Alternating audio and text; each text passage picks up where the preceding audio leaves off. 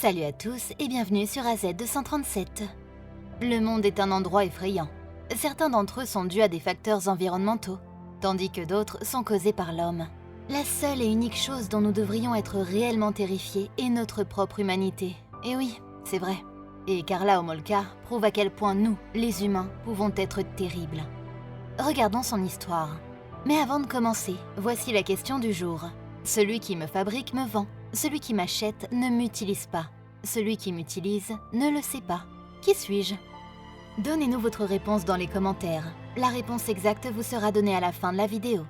N'hésitez pas à liker la vidéo pour nous encourager. Et si vous êtes nouveau sur la chaîne, abonnez-vous et activez la cloche de notification pour ne manquer aucune de nos prochaines vidéos. Selon certaines sources d'informations, Karla Homolka, l'une des plus grandes meurtrières notoires du Canada, a fréquenté l'école primaire exclusive des enfants à Montréal. Mais qui est-elle vraiment? Karla Homolka, également connue sous le nom de Karla Leanne Thiel, est une Canadienne venue au monde en 1970. Sa famille a vécu en Ontario, et elle est l'aînée de 3 enfants. Elle a commencé à travailler dans des cliniques vétérinaires en grandissant, mais elle a commencé à voler des médicaments de son employeur précédent lors de son 2e emploi. Elle a rencontré Paul Bernardo pour la première fois en 1987, alors qu'elle avait 17 ans et lui 23. Il l'a demandé en mariage la veille de Noël, le 24 décembre de cette année-là. Il était connu auprès de la famille Homolka et il passait beaucoup de temps avec eux. Il n'était pas pour autant un saint. Tammy Homolka, la sœur de Karla, est devenue son obsession. Il regardait souvent par la fenêtre de Tammy et entrait même parfois dans sa chambre pendant qu'elle dormait pour faire ses besoins. Karla était bien informée de cela et elle avait même endommagé les fenêtres de sa sœur pour permettre à Bernardo d'y accéder plus facilement. Elle a préparé une sauce pour pâtes contenant du Valium pulvérisé provenant de la clinique où elle travaillait et l'a remise à sa sœur un soir.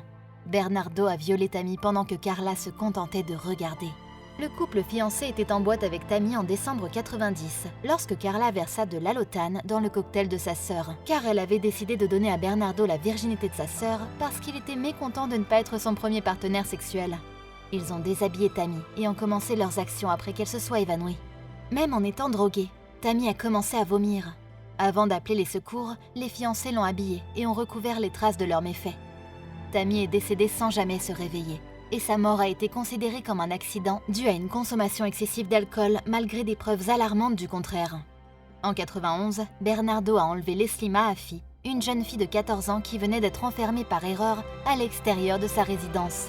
Il a masqué la jeune fille et l'a transportée à Port Dalhousie, où il a informé Homolka qu'il avait trouvé un compagnon pour eux. On entend Bernardo sur les images de leurs méfaits sur la jeune fille, indiquant qu'il pourrait la laisser partir si elle se comportait gentiment. Lorsque son bandeau a commencé à se desserrer, le couple a craint qu'elle ne soit capable de les reconnaître et l'a tuée.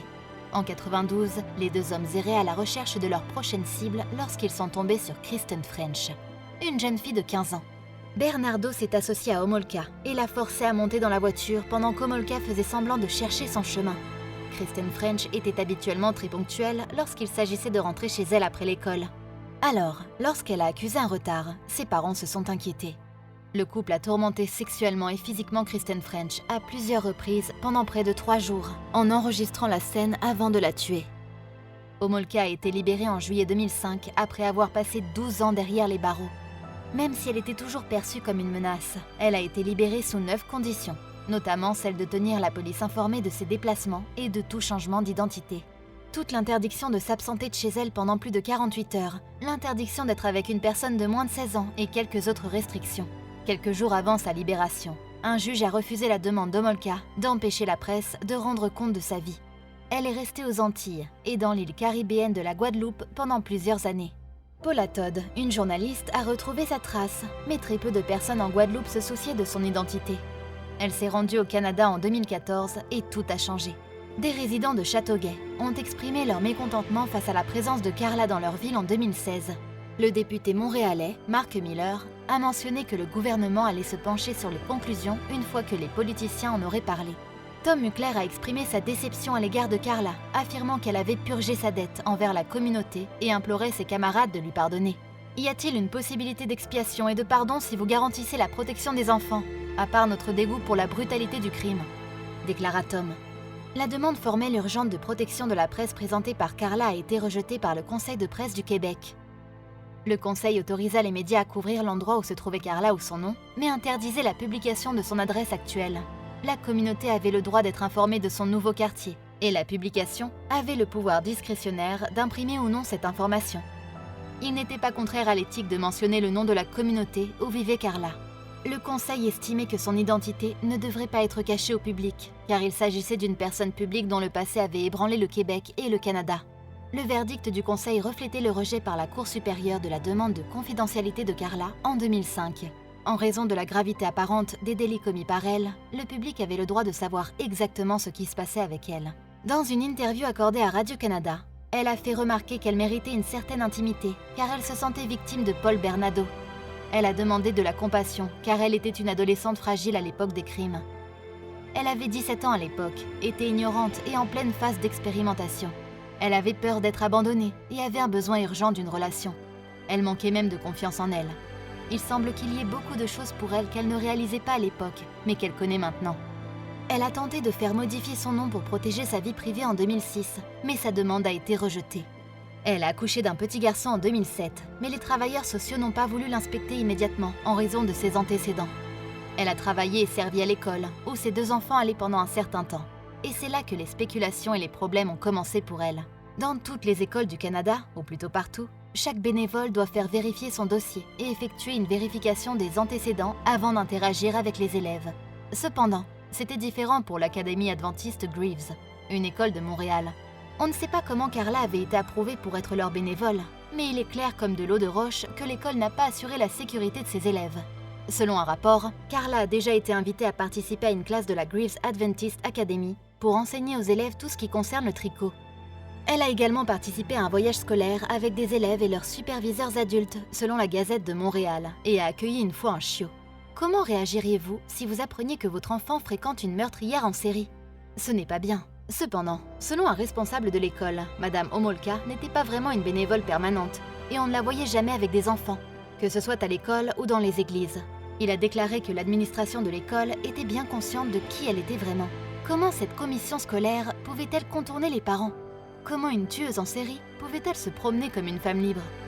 Elle a été condamnée à 12 ans de prison en 1993, dans le cadre d'un règlement pour homicide involontaire dans l'enlèvement, le viol et la mort de 2 adolescentes. En contrepartie, elle a témoigné contre son mari, Paul Bernardo, qui a été reconnu coupable de meurtre au premier degré dans la mort de Kristen French, 15 ans, et Leslie Mahaffey, 14 ans. Il purge toujours une peine de prison à vie. Selon les rumeurs, il aurait été initialement libéré et se serait remarié avec la sœur de son avocat, avec qui il aurait eu de nombreux enfants. Selon le New York Times, de nombreux Canadiens ont été choqués par la clémence de la peine de prison d'Homolka, en particulier après que des vidéos amateurs de son implication dans les abus sexuels et les meurtres macabres des adolescents soient apparus lors de son plaidoyer. Selon le National Post, elle aurait été aperçue en train d'accompagner ses enfants à l'école primaire, alors que des rapports sur sa relation avec l'école avaient été évoqués à l'époque. Elle, en revanche, aurait refusé de s'exprimer.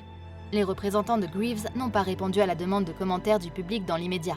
La conférence des adventistes du 7e jour du Québec et la direction de l'Académie adventiste Greaves s'engagent à fournir une éducation décente et des expériences éducatives significatives à ses élèves, ont-ils déclaré intégralement dans l'une de leurs déclarations. Alors qu'ils abordaient les questions soulevées par les parents et la communauté, toutes les personnes concernées par l'école étaient encouragées à contacter le bureau de l'éducation de la Conférence du Québec. Selon le Toronto Star, un avocat des parents de 2 des victimes d'Homolka a déclaré que sa vie apparemment régulière était en effet un coup dans les tripes pour eux. Il a déclaré qu'il pensait qu'elle était nuisible et qu'ils ne prendraient pas le risque d'exposer leurs enfants à elle. Dans une récente mise à jour concernant Carla Homolka de l'année 2020, il a été rapporté qu'elle vit désormais seule, sans enfant ni mari. Quelle est votre opinion au sujet de cette histoire? Dites-le nous dans les commentaires. Et maintenant, la réponse à la question du jour, le cercueil. Bravo à tous ceux qui ont trouvé la bonne réponse. Nous voici arrivés au terme de cette vidéo. Merci de l'avoir regardée jusqu'à la fin. Surtout, n'oubliez pas de la liker et la partager autour de vous. À très bientôt sur AZ237.